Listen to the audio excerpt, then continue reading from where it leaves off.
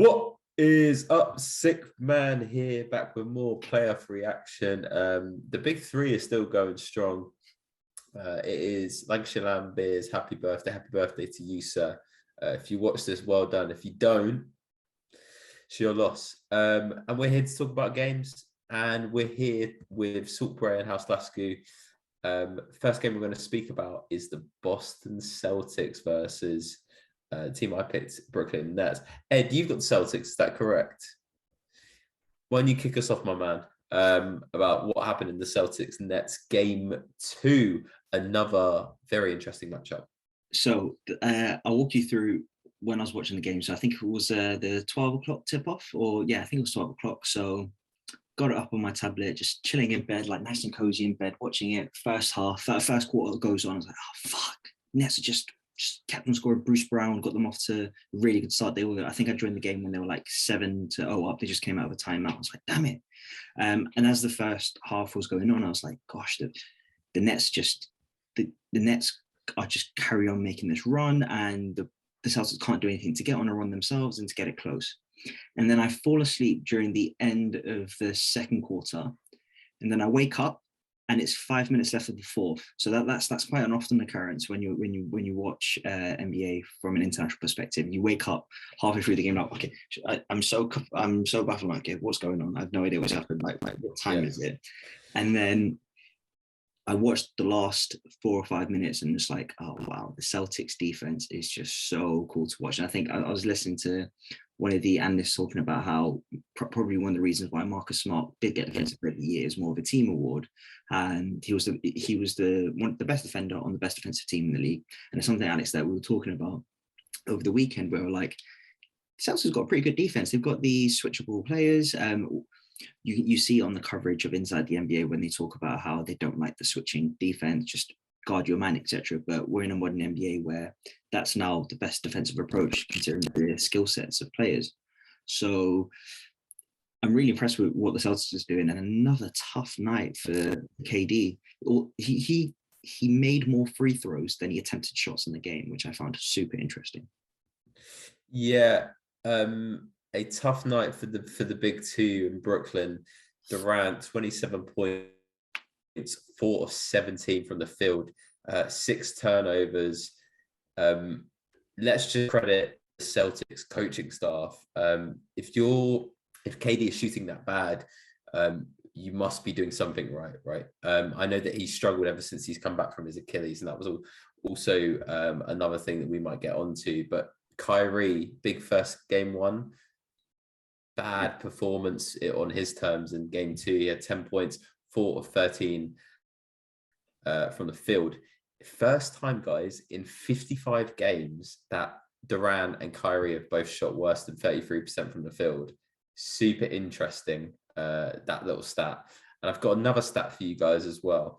Obviously, my camp's in Brooklyn. They're the team that I picked. And I'm not... Okay, maybe... I'll tell you what. If the house is on fire, let's say the house is on fire behind me. Before, I wasn't even looking at it. Now I'm like double checking, like, should I go get some things out the house? I don't know. This could go bad. I still think it's still going to come out of the series, I still think I'm going to get the stuff I need to get out of the house. But do you know what else is, Ed, I'll just say, do you know what's really struggling? Is that historically the Nets are 0-12 all time when they've gone 2-0 down. Now, obviously, records have been made to be broken, but especially when your lazy ass player who is not playing for the Nets. I'm not even a Nets fan. All you care about is what you're wearing on the sideline. He's coming back game 4. And how game 4. Let me just tell you, right? No, do you know how ridiculous this is? The initial reports was that Ben Simmons was thinking about coming back game 3, game 4. Now it's game 4. Nash doesn't even know what he's doing. He's doing 3v3 in practice. That's not even 5-on-5. I don't think he's coming back, I really don't think he's come back. Firstly, it sounds more like the fire alarm went off game 1, but you're like, oh no, it's fine, whatever. Then game 2, there was smoke coming from the toaster. But you're like, I'm a bit worried now, but it's just a toaster. It'll be fine by now. Game 3, the toaster's going to blow out on fire and catch fire to the rest of the kitchen, Alex. That's what it's looking like. Also, there's that old adage that the series doesn't really start until the away team wins a game. So, who are you, Danny Green? Danny Green? And then the third point on timelines for stuff, it's some of these timelines are super strange. Remember, at the start of the year, Zan was going to be ready before the start of the season. Do you remember that being a timeline? And that was like a couple weeks before the season started. Yeah, but they're like, you can't play, you're too fat. Like, it's different. It's different with him. They said he was going to be ready before the start of the season. The season's over. He was like never like the kind of there are some weird ones with the superstars. Like, it was somewhat, I feel like Kawhi kind of spawned this, where he operates by his own rules, doesn't care. He's like, I'll play when I want to. I'm not going to tell anyone when I'm going to play. I don't really care. He kind of started it. We've got the weird Ben Simmons thing where he's injured, he's not injured, he's mentally ready, he's not mentally ready. No one really knows. He hasn't played basketball, Bray. This is the problem. It wasn't a basketball injury. That's what's confusing to me. It's not a basketball injury. It is concerning. He is not going to be the player he was. He's not going to be the player he was, but can he? Right. Can, you know, the player he was. You're telling me if he's in this series, I think this changes it massively. If he's playing in this series. Oh, well, you think that he's a massive X factor. Okay. Really? Yes. Yeah. I mean, I will say, like, their front line has not looked good. I mean, if you can throw him out for 20 minutes and he's a plus, like, I think fine, but I don't think he's about to change this. Like, okay, let me put this into perspective. So I'm looking back across the box score here. We credited the Celtics defense. Seth Curry makes a jump shot about 20 seconds into the fourth quarter. For the next 10 minutes, the Nets only scored 5 points. 10 minutes.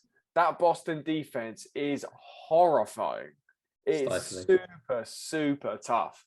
And I'll be honest, the fourth quarter was a bit of a rock fight, but it's still like, I don't think a guy like Ben Simmons is really moving the needle that far.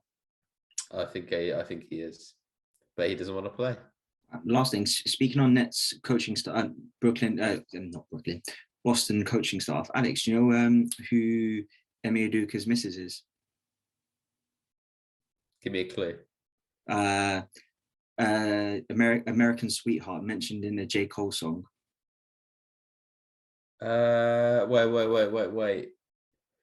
The one where he's like Nia Long. Yeah. Mad, really? Yeah. Fair play to the man. He's winning on and off the court. Yeah, just what I'll leave you with that. So I can now see a little bit of you root for the Celtics with that little grin. But yeah, I'll leave it at that. Right.